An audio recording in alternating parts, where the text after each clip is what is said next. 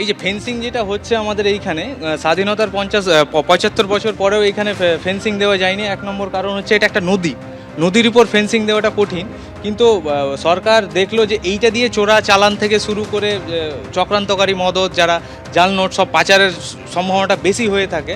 তো সরকার এখান দিয়ে তার বেড়ার একটা তৈরি করার প্রচেষ্টা করেছিল, আর এখানে এখন কাজ শুরু হয়েছে, কিন্তু ওরা করতে দিতে চাইছে না। ওরা বলছে যে না আমাদের জমিতে হচ্ছে, কিন্তু সরকার লোকাল যারা ভিলেজার্স তাদের কাছ থেকে জমি কিনে তারা নির্দিষ্ট এলাকায় মাটি ভরে তার বেড়ার কাজ শুরু করেছে, কিন্তু বাংলাদেশ সেটা হতে দিতে চাইছে না।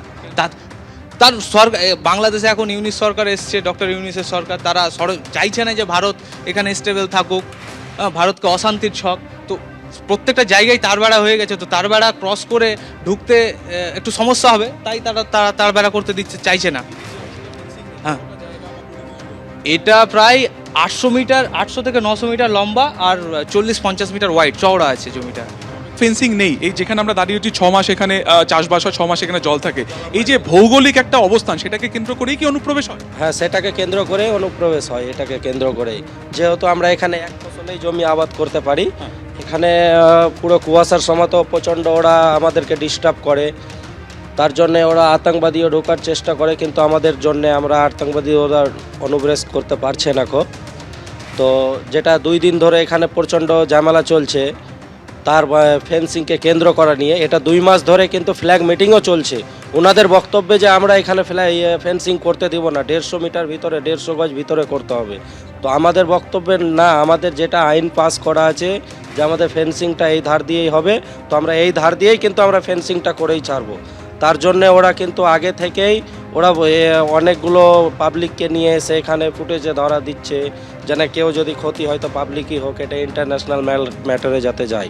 বিএসএফ বিজেপি মুখোমুখি সংঘাতের পর থমথমে মালদার বৈষ্ণবনগর সীমান্ত। বিএসএফ এর কড়া নজরদারিতে চলছে কাঁটাতার দেওয়ার কাজ। বিএসএফ কে সমর্থন করতে সীমান্তের এপারিরে গ্রামবাসীদের জমায়েত, স্লোগান।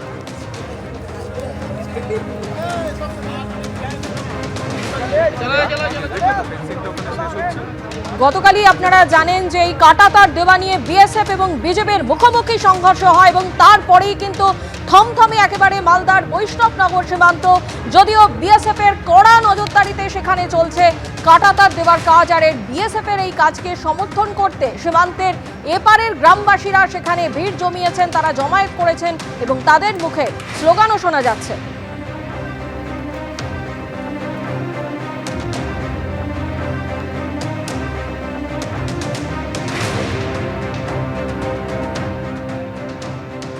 আমরা এই মুহূর্তে দাঁড়িয়ে রয়েছি ঠিক বাংলাদেশ বর্ডার থেকে কয়েক হাত দূরে। যেখানে আমরা দাঁড়িয়ে রয়েছি সেটি হচ্ছে বাকরাবাদ পঞ্চায়েতের সুখদেবপুর, মালদা জেলার ঠিক এইখানেই গতকাল সকাল থেকে প্রায় সন্ধ্যা পর্যন্ত একেবারে ফেন্সিং দেওয়াকে কেন্দ্র করে বাংলাদেশের ফোর্সের সাথে বিএসএফ এর তরজা চলে, এবং এই তরজা পরবর্তীকালে কিন্তু গড়ায় যে 2 দেশের গ্রামবাসীদের মধ্যে বচসা পর্যন্ত সেই বিষয়টি গড়ায়। এবং আমরা এই মুহূর্তে যেখানে দাঁড়িয়ে রয়েছি দেখা যাচ্ছে সেখানে কিন্তু ফেন্সিং দেওয়ার কাজ এখন চলছে।